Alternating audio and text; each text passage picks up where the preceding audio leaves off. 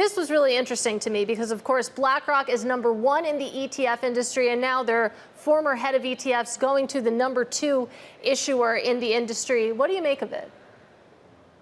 Yeah, it was a little bit of a surprise. I called it a semi-shock. That said, remember on ETF IQ about 3 months ago, I said that Greg Davis was my first pick, but Salim Ramji was a dark horse pick, I thought, because he was not at BlackRock anymore. And not only had he run the ETF market or ETF product line at BlackRock, growing it from $1 trillion to $2.5 trillion. So he can clearly run an ETF business. He has the experience, but to me, he's kind of got Vanguardian DNA. And I think that was necessary for him to land this job.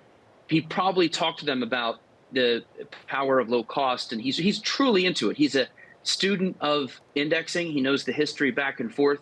And so I think it wasn't just his experience. I think he also won over their hearts in the interview. And I think that's important because Vanguard is a very sort of private, almost cult-like place. And to veer from that 49-year history and hire externally, he must have really made an impact in the interview.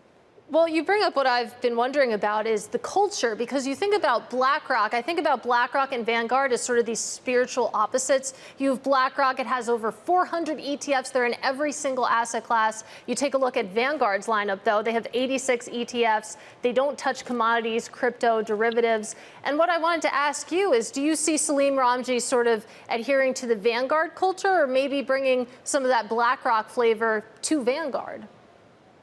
This is a very interesting question. And for analysts like me, this is going to be fun to watch.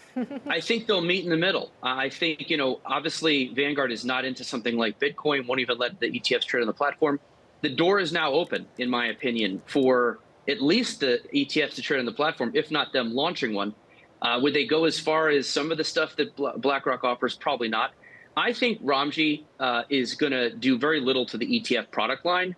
I think where he's going to focus is things like customer service, appealing to younger investors, and maybe growing the wealth management business, which is about $300 billion, but it's almost 90% internal Vanguard customers. It is probably something he could market externally and really grow because you get a full wealth management for, anywhere from 25 to 10 basis points. So I think there's a lot of challenges and opportunities for him outside of the ETFs. But I do think he'll tinker with the lineup a little bit. I think we could see some things where he pushes the envelope a bit.